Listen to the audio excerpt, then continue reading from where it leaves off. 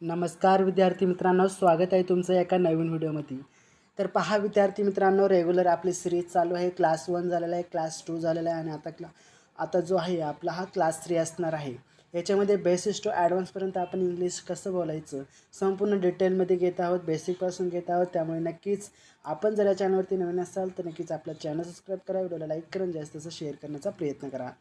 तर पहा विद्यार्थी मित्रांनो, सर्वात महत्त्वाचं सांगायचं झालं तर आपण वाक्य कसं बनवतो आणि वाक्य बनवत असताना आपल्याला कशाची जरूरत असते, कशाची नीड असते. तर सर्वप्रथम जर सांगायचं झालं तर विद्यार्थी मित्रांनो, वाक्य बनवत असताना आपल्याला व्होकॅब्युलरी त्याचे किंवा V1 काय आहे, त्याचं मीनिंग काय आहे, V2 काय असतं, या सर्वांची जरूरत असते. त्याच्यामुळं आजच्या व्हिडिओमध्ये क्लास नंबर 3 याच्यामध्ये V1, V2, V3 तर V5पर्यंत संपूर्ण 25 व्होकॅब्युलरी 25 आपण रेग्युलर व्हर्ब घेणार आहोत, क्रियापदं घेणार आहोत. तर नक्कीच व्हिडिओला लाईक करा आवडल्यास तर आणि जास्तीचं शेअर करण्याचा प्रयत्न करा. तर पहा विद्यार्थी मित्रांनो, पहिला आपला व्हर्ब असणार आहे V1 ॲब्यूज. ॲब्यूज म्हणजे काय, शिवीगाळ वगैरे करणं. तर V2मध्ये काय होतं, ॲब्यूज. V3मध्ये होतं ॲब्यूज्ड म्हणजे एडी प्रत्यय लागतं. त्यानंतर V4मध्ये प्रत्येकी ING प्रत्यय लागते म्हणजे ॲब्युझिंग आणि V5ला ES प्रत्यय लागत असतं. तर सेकंड आहे ॲडवाईस. ॲडवाईस म्हणजे सल्ला देणे. आपण एखाद्याला उपदेश देत असतो, सल्ला देत असतो. तर त्याला एडी प्रत्यय लावल्यानंतर V2 होतं म्हणजे ॲडवाईस्ड.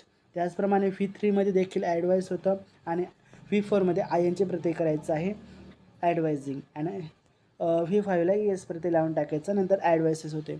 कॉल म्हणजे एखाद्याला आवाज देणे. जसं आपण एखाद्याला आवाज देतो, परंतु आपल्या इथे 2 मीनिंग पाहायला मिळतात. एक तर आपलं फोनवरचं कॉल आणि दुसरं म्हणजे आवाज देणे. तर त्याला ईडी प्रत्यय लावल्यानंतर ईडी कॉल्ड होतं. V3मध्ये देखील कॉल्ड होतं आणि V4मध्ये ING प्रत्यय लावल्यानंतर कॉलिंग होतं. त्यानंतर कॉल्स होतं ES प्रत्यय लावल्यानंतर. हेल्प म्हणजे काय, हेल्प म्हणजे मदत करणे. तुम्हाला विद्यार्थी मित्रांनो सर्व प्रश्नांची उत्तरं म्हणजे सर्व जे व्होकॅब्युलरी आहेत, जे काही क्रियापद आहेत त्यांचं तुम्हाला मीनिंग माहीत पाहिजे सर्वप्रथम. तर हेल्प म्हणजे मदत करणे. हेल्प ईडी प्रत्यय लावला. V3मध्ये देखील तसंच. नंतर ING प्रत्यय लावल्यानंतर हेल्पिंग मदत करत आहे. त्यानंतर हेल्प्स. चला पुढे पाहूयात. नंतर 5वं पहा डान्स. डान्स म्हणजे नाचणे. त्यानंतर डान्सिंग V4 डान्सेस. त्यानंतर प्ले म्हणजे खेळणे. प्लेड ईडी प्रत्यय लावला. V3मध्ये देखील तसंच आहे. V4 म्हणजे ING प्रत्यय लावला. प्लेइंग झाल्यानंतर प्लेस. नंतर काय वर्क म्हणजे काहीतरी काम करणे. ओके. त्यानंतर वर्क ईडी प्रत्यय लावला. पुन्हा V3 त्यानंतर वर्किंग I4 म्हणजे V4 केल्यानंतर ING प्रत्यय लाभतं. त्यानंतर वर्किंग आणि वर्क्स. चला पुढे जाऊयात.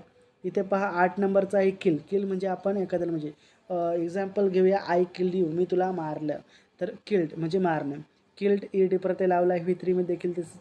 V4मध्ये ING प्रत्यय लावायचा आणि V5ला ES प्रत्यय लावायचा. त्यानंतर आस्क म्हणजे काहीतरी विचारतो ना, आय आस्क यू मी तुला विचारतो, किंवा I ask you some questions मी तुला काही प्रश्न विचारतो. ओके. द आस्क ईडी प्रत्यय V3मध्ये देखील तसाच आणि V4ला ING प्रत्यय. इथं आस्केस असं होऊ शकत नाही म्हणून इथे येऊ शकत नाही. त्यानंतर गोला काय होतं, त्याचं सेकंड रूप आहे वेंट, गॉन, गोईंग, गोस. ओके. त्याच्यानंतर डूचं काय होणार, did, done, doing, ING Pratyaya does. Okay. तर चला पुढे अभ्यासूया. आतापर्यंत आपण 11 अभ्यासलेले आहेत क्रियापदे. पुढे पहा. क्रियापदे आहेत 25. तर 12 आहे कम म्हणजे काय, येणे.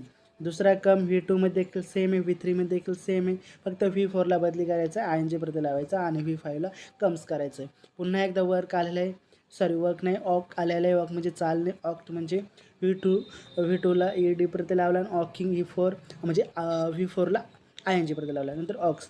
रन म्हणजे पळणे. रन म्हणजे ते रन तिन्हीच्या सेम, फक्त V4ला ING प्रत्यय लावायचं आणि इथे V5ला आपला ES प्रत्यय लावायचा. ओके. त्यानंतर आपण 15वा पाहू शकता जंप म्हणजे काय, उडी मारणे. इथं माझं प्रोनाऊन्सिएशन म्हणजे लिहिताना चुकलं, इथं पुन्हा असं होतं जम्प ईडी प्रत्यय लावला, V4ला ING प्रत्यय लावला आणि ते जम्प्स करून टाकला. ओके. ब्रिंग म्हणजे काय, आणणे. म्हणजे मी तुला ऑर्डर देतो, I advice please get me म्हणजे मला पाणी आणाय, ब्रिंग वॉटर. त्यानंतर ब्रॉट होईल, बॉट होईल आणि ब्रिंगिंग होईल आणि ब्रिंग्स होईल. ओके. बाय म्हणजे काय खरेदणं, विकत घेणे वगैरे. बायचं होईल bought buying and buys. Okay. Learn म्हणजे शिकणे. त्यानंतर ईडी प्रत्यय लर्न होईल त्याच्यानंतर लर्निंग आणि लर्न्स होईल. ओके. तर 19 नंबर पहा. 19 नंबर राईट, रोट, रिटर्न, रायटिंग आणि राईट्स. राईट म्हणजे लिहिणे, काहीतरी लिहिणं वगैरे. स्विम म्हणजे पोहणे. ओके. स्विमिंग आणि स्विम्स. कीप म्हणजे काहीतरी साहित्य कुठेतरी ठेवणे. Keeping and keeps. ब्रेक म्हणजे काहीतरी एखादं साहित्य ठेवणे. I break the pencil, I broke the pencil वगैरे. इथं ईडी प्रत्यय लावू शकत नाही. इथं ब्रेक अँड ब्रेकिंग होईल कारण हे इरेग्युलरमध्ये जातं. ओके. त्यानंतर इथं काय क्राय म्हणजे रडणे. क्राईंग येईल आणि इथं कॅरीच येईल. ओके. त्यानंतर दुसरं आहे काहीतरी आपण चिंगम वगैरे चावत असतो तर त्याला चिव बोलतात. ओके. चिवड ईडी प्रत्यय लावला आणि चिविंग अँड चिव्स. सेल म्हणजे